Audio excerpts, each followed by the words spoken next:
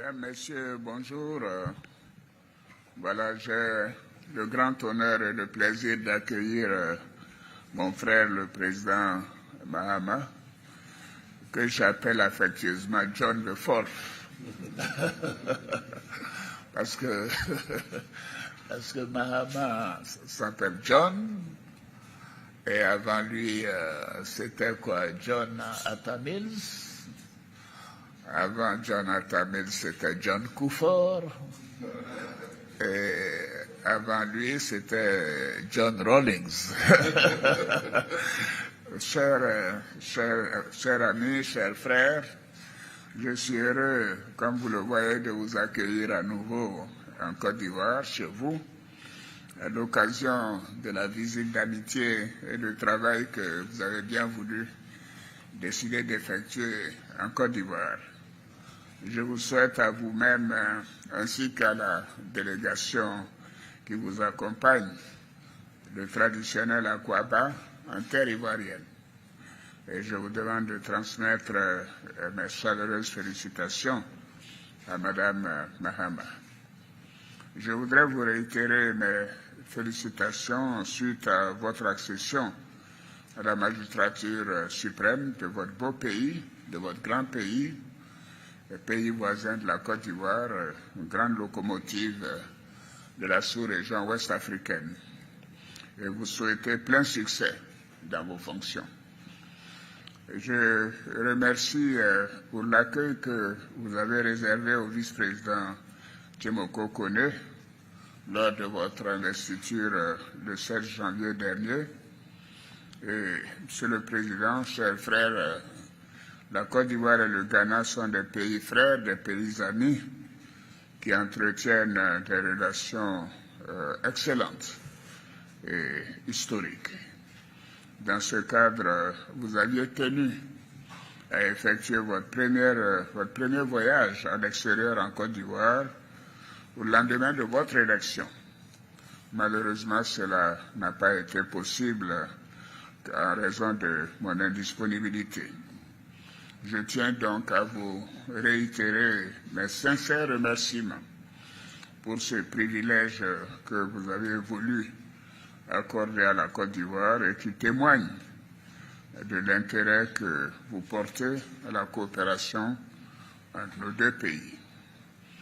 Je vous remercie également d'avoir effectué le voyage en Côte d'Ivoire à l'occasion des obsèques de mon aîné Henri Konan Bédié.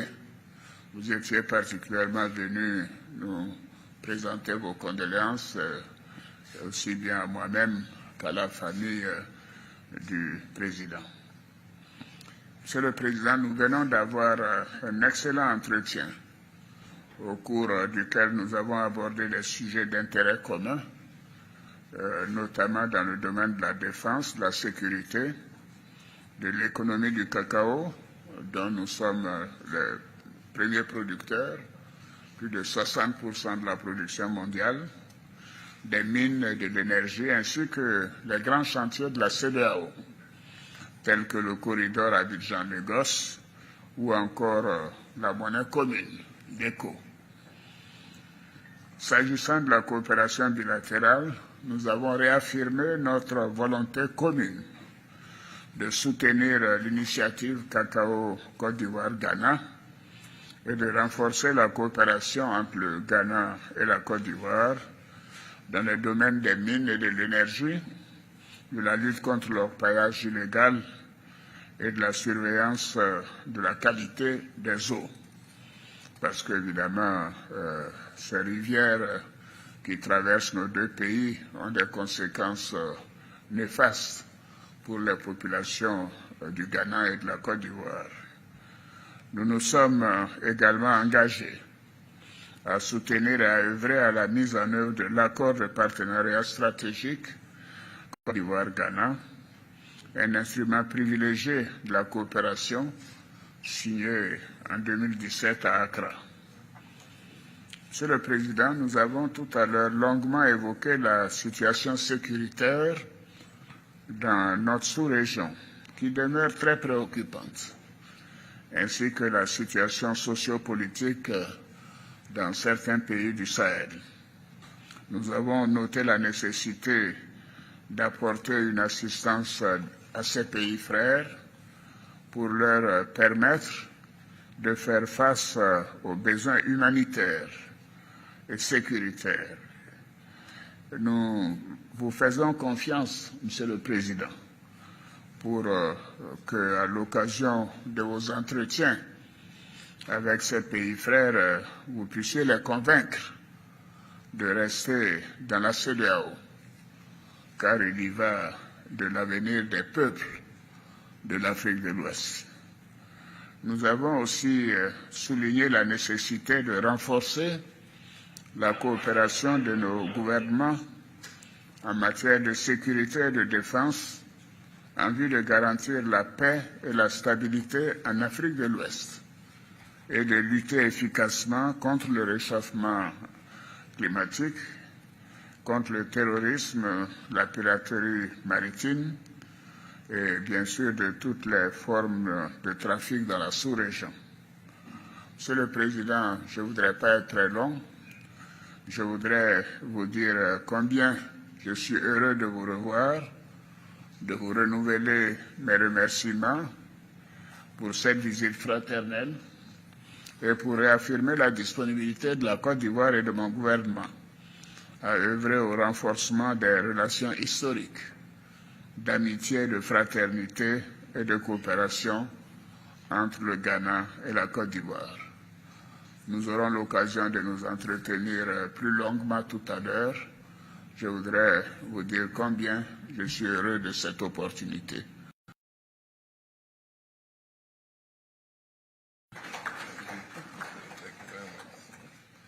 Thank you very much, Mr. President. Pardon? Le président comprend le français. Hein?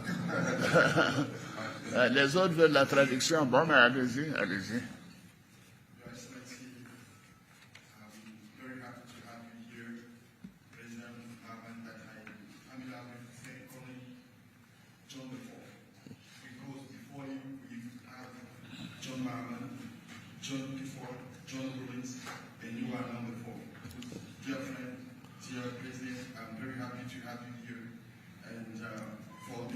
Visit of friendship and work, Akwaba, and welcome to your country. I would like also to say congratulations for the occasion of your elections in Ghana, and during your inauguration, you welcomed a huge delegation. Unfortunately, I was not available at that time. Thank you very much for this. Thank you again for you welcomed President Timo Komelie on the occasion of your inauguration. You know, Ghana is great friends, and you wanted me to visit your country, but I was not, as I said, available. Cote d'Ivoire and Ghana has a lot to do together, especially in many fields like the Cote d'Ivoire-Nigeria corridor, with the management of illegal gold mining. That is definitely impacting our two countries, especially their forests and the rivers. We also have to strengthen this strategic partnership agreement that is also good for our countries. Security in Sahel is a key issue for us as well, and we do trust you so that we can bring all the necessary things to assist the two countries to remain in ECOWAS, and also to help in consolidating security and solving humanitarian issues that we are helping them to attend. We trust you, Mr. President, to definitely once again convince those three countries, because they are key in ECOWAS. We need to also strengthen security cooperation, fighting terrorism, and also keeping at bay maritime piracy. I'm also happy to see you once again. As I told you, you know, Cote d'Ivoire is available, and we will take all the necessary measures to strengthen this historic friendship cooperation we used to have together. Mr. President, thank you once again, and I thank you. Thank you. Yes, thank you very much, Mr. President, for your kind words, and I'm happy to visit again We've known each other for a long time. When I was president in my first coming, we worked together closely and improved the relationship between Ghana and Cote d'Ivoire. You can be sure that in my second coming as president, we'll work even harder to make the relationship even closer than it was before.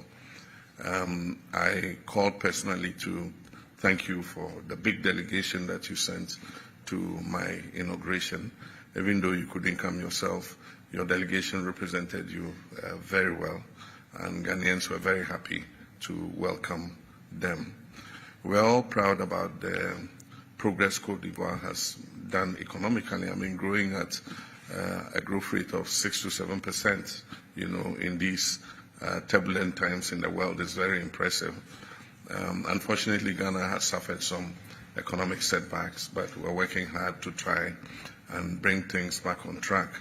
We know that Ghana and Cote d'Ivoire's economy are some of the biggest economies in West Africa, and if the two countries do well, it impacts on the whole of the sub-region. We're happy to continue to cooperate with Cote d'Ivoire on the Cocoa Initiative because our two countries produce almost 80% of the total cocoa available in this world, and so it is good for us to maintain solidarity in both cocoa production and how we market the cocoa in the world so that we're able to create prosperity for our people. I want to add my words to yours in expressing concern about the happenings in our sub-region, especially with regards to our three sister countries. We faced challenges like this before. I remember when we worked together in ECOWAS and we had the crisis in Burkina Faso, we were able to resolve it and help them to transition back to constitutional rule. I've come with a new mandate from the people of Ghana and maybe with a new face. So I will offer myself as the bridge between ECOWAS and the three countries and see how we can work with them so that they not only remain within our sub-region, but also do the transition to constitutional democracy. Incidentally, I have a pending trip to the three countries, and so when I go, I'll mention my discussions with you and how concerned all of us are about the situation in their countries so that we can get an early resolution to the crisis that we are facing. We're prepared to help them to fight terrorism, because in Africa, we all know that when your neighbor's house is on fire, you have to help him to quench it before it spreads into your own compound. And so we'll continue to stretch out a hand of friendship to the three sister countries so that we can continue to work together. God did not put us in this sub-region together for nothing. He put us for a purpose, and our people are the same. Our people straddle our borders, and we're one and the same people, and so there's no reason why we cannot work together. I've noted your concern about the issues of climate change, because climate does not respect borders. We share the same climate, and so whatever we do in destroying the climate in Ghana affects Cote d'Ivoire, and the same thing vice versa. And so we note our responsibility on our side to halt the destruction of our forests by illegal gold mining. We call it galamsey in Ghana, and already my government has started to do an effort towards restoring the 44 forest reserves that have been invaded by these gold miners. Our strategy is first to get them out of the reserves and then start the work towards restoring the forest reserves. We also take note of the destruction of our water bodies, and some of these water bodies we share with you. And so if they are being polluted on the Ghana side, they affect Cote d'Ivoire. And so I note your concern, and we'll do everything in our power to try to stop what is happening.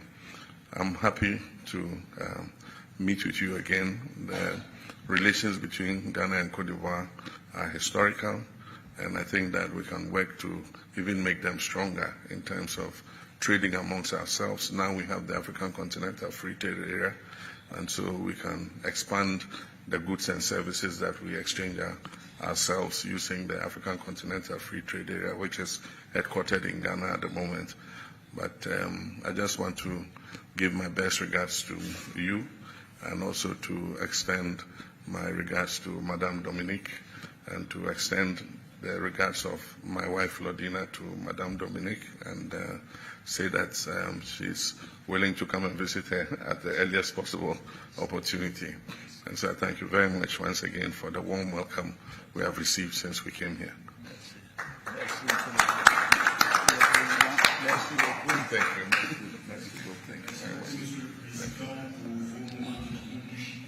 Nous sommes très heureux et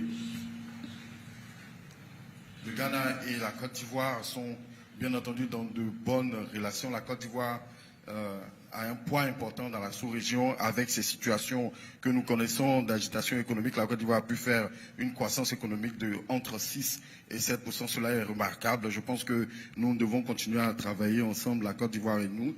J'ai noté, bien entendu, Monsieur le Président, les préoccupations que vous avez énumérées, notamment le problème de nos pays frères de l'AES que nous allons essayer de traiter de la meilleure manière parce qu'en Afrique, nous avons ce dicton qui dit que lorsque la maison de votre voisin brûle, vous ne vous réjouissez pas, mais vous aidez plutôt à atteindre le feu afin qu'il n'atteigne pas votre maison.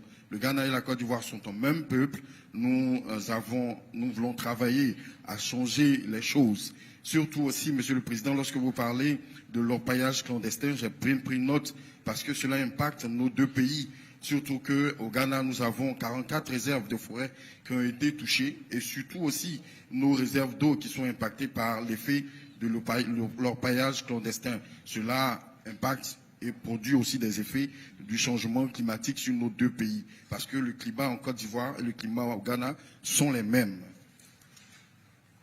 Monsieur le Président, je voudrais donc aussi, à la suite de ce que je viens de dire, encourager nos relations puisque la Côte d'Ivoire et le Ghana sont impliqués dans cette zone de libre-échange qu'est la ZLECAf, dont le siège est au Ghana. Nous pensons que nous pouvons continuer à renforcer la coopération dans ce sens-là pour le bien-être de nos deux pays. Je voudrais, par ma voix à présent, vous transmettre les salutations de tout le peuple ghanéen, à vous-même et à votre épouse, Madame Dominique Ouattara. Mon épouse également me charge de lui adresser ces salutations. Elle espère pouvoir lui rendre visite très bientôt. Je voudrais vous remercier encore une fois pour l'accueil chaleureux qui nous a été réservé depuis notre arrivée, Monsieur le Président. Merci encore une fois pour votre accueil. Merci beaucoup. Merci. Bien, est-ce qu'il y a des questions? Vous devez avoir faim, je pense qu'il n'y a pas de questions. Ah, il y a des questions. Bonjour, messieurs les présidents. Pierre Donadieu de l'agence presse à Abidjan. Ma première question pour le président ghanéen. Est-ce que vous pensez qu'il y a encore une possibilité de ramener les pays de l'AES dans la CEDEAO? I can translate in English if you want directly. Do you think there is still a possibility to bring AES countries back in ECOWAS? And my second question for both of you, les deux présidents, est-ce que vous êtes inquiets des coupes américaines dans les budgets sur la sécurité de la Côte d'Ivoire et du Ghana, pour les dépenses militaires notamment? Are you worried of the US cuts in aid for military aid, for example, for the security of your borders? Merci beaucoup. Monsieur le Président, je vous laisse commencer. Can you repeat the question? Yes, the question from the press was, Mr. President, do you think that we still have a chance to bring back the three sister countries of AES to ECOWAS? Yes, why not? Never say never. I believe that there's always a possibility to be able to reassure them that, ECOWAS is a committee of nations that covers our entire sub-region, and ECOWAS is beneficial to all our countries. They are better as part of the 15 than only as 3 countries. And so I do think that we must maintain continuous engagement with them, and we just remain hopeful that eventually we should be able to surmount the differences. There's more that unites us than what divides us in terms of trade, in terms of our people. There are many people from the 3 countries residing in our countries, in Cote d'Ivoire and in Ghana. We have Malians, we have Nigerians, we have Burkinabes, and our ethnic groups even straddle the borders. And so there's more that unites us than divides us. And so we're hopeful that, they'll realize that being part of 15 is better than being part of 3. Oui, bien sûr, pourquoi pas. Je dirais qu'il y a toujours la possibilité de ramener nos pays frères à la maison.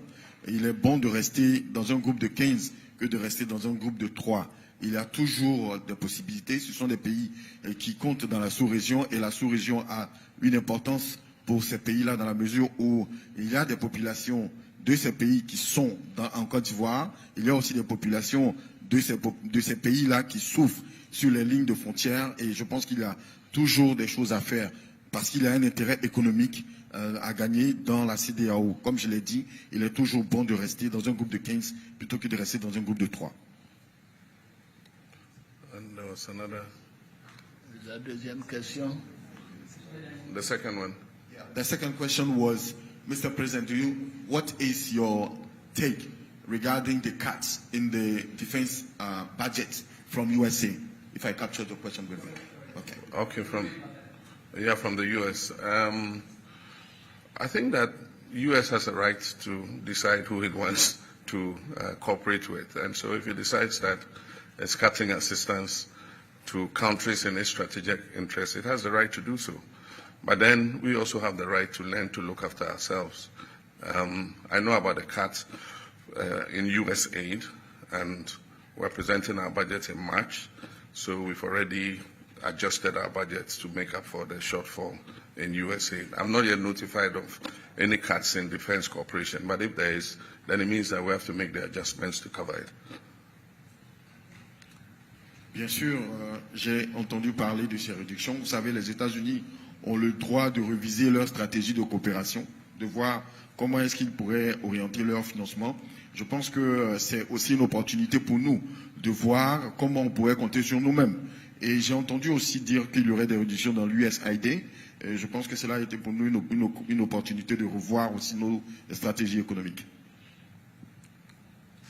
Oui, mais pour en ce qui me concerne, pour la première question concernant les pays de l'AES, vraiment j'encourage le président Mahama et je voudrais aussi lancer un appel aux pays de l'AES pour dire que nous sommes mieux à 15 qu'à 3. Donc je souhaite que vraiment l'appel du président Mahama puisse être entendu par ces 3 pays frères, dont 2 sont des voisins de la Côte d'Ivoire, que nous puissions continuer ensemble au sein de la CEDEAO. Alors, en ce qui concerne la question concernant les réductions de financement américain, c'est vrai que c'est une très grosse partie du financement international. Je crois près de 64%, si je ne me trompe.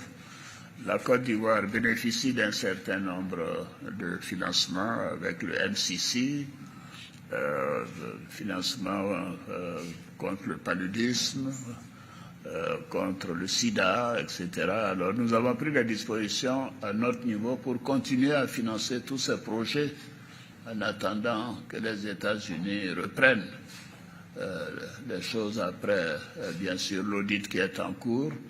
Nous sommes confiants parce que les États-Unis ont toujours été un pays ami de la Côte d'Ivoire et je considère que à l'issue de l'examen par le gouvernement américain que les décaissements reprendront pour la Côte d'Ivoire. Je vous remercie. Autre question? Ça y est? Bon, ben merci beaucoup. Monsieur, bon appétit à tous. Merci. Okay. Thank you.